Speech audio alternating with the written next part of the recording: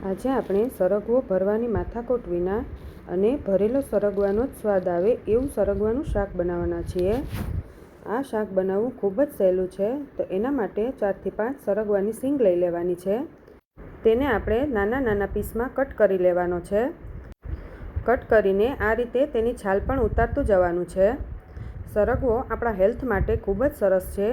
એ આપણા હાડકાં મજબૂત કરે છે, ડાયાબિટીસને પણ કંટ્રોલ કરે છે અને સાંધાના દુખાવામાં પણ ખૂબ જ ફાયદાકારક છે।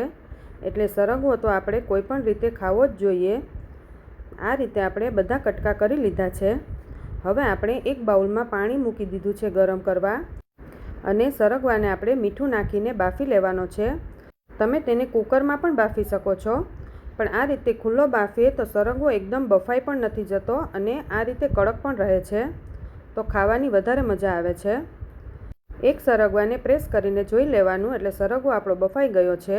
આપણે તેને ડીશમાં કાઢી લેવાનો છે। પછી આપણે તેનો મસાલો કરી લઈએ।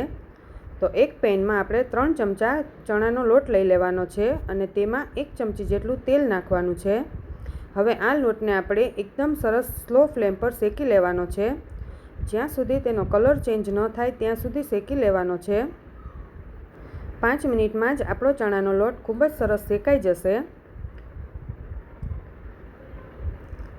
આ રીતે જોઈએ તો તેનો કલર એકદમ ચેન્જ થઈ ગયો છે।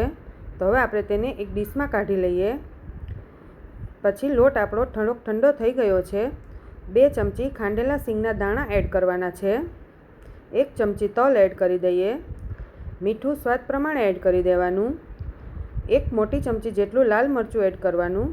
લાલ મરચું તમે તમારા ટેસ્ટ પ્રમાણે વધારે ઓછું એડ કરી શકો છો। પછી ધાણા જીરું અને હળદર એડ કરી દેવાની। પછી અડધો લીંબુનો રસ અને 1 નાની ચમચી જેટલો ખાંડ એડ કરી દઈએ। ખાંડની જગ્યાએ તમે ગોળ પણ એડ કરી શકો છો। પછી થોડો ગરમ મસાલો એડ કરી દઈએ અને જો તમે લસણ ખાતા હોય તો તમે લસણ ખાંડીને પણ આમાં લસણની પેસ્ટ એડ કરી શકો છો।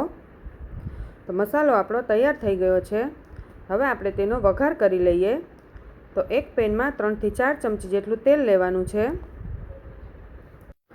તેલ ગરમ થાય પછી આપણે તેમાં થોડું રાઈ, જીરું અને હિંગ એડ કરી દઈએ।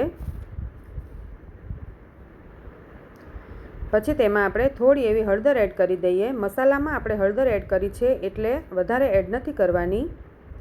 પછી આપણે જે સરગવો બાફીને રાખ્યો હતો એ એડ કરી દઈએ। તેને આપણે તેલમાં 2 થી 3 મિનિટ માટે સાંતળવા દેવાનો છે।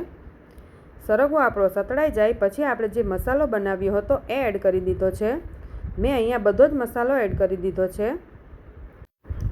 પછી મસાલાને આ રીતે આપણે મિક્સ કરતું જવાનું છે અને 2 મિનિટ રાખવાનો છે। હું અહીંયા કોરું જ શાક બનાવું છું। જો તમારે ગ્રેવીવાળું બનાવવું હોય તો તમે અત્યારે અહીંયા પાણી એડ કરીને તેની કન્સિસ્ટન્સી સેટ કરી લેવાની અને ગ્રેવીવાળું શાક થઈ જશે। આપણું સરગવાનું શાક તૈયાર થઈ ગયું છે, તો આપણે તેને એક પ્લેટમાં કાઢી લઈએ। સરગવાનું શાક ખાવામાં ખૂબ જ ટેસ્ટી લાગે છે અને હેલ્થ માટે પણ બેસ્ટ છે। આ શાક તમે રોટલી સાથે પણ ખાઈ શકો છો અને સાઈડમાં પણ ખાઈ શકો છો। તો તમે પણ ઘરે જરૂરથી ટ્રાય કરજો। તમને મારો વિડીયો ગમ્યો હોય તો લાઇક, શેર અને સબસ્ક્રાઈબ જરૂર કરજો અને કમેન્ટ કરીને જરૂર જણાવજો।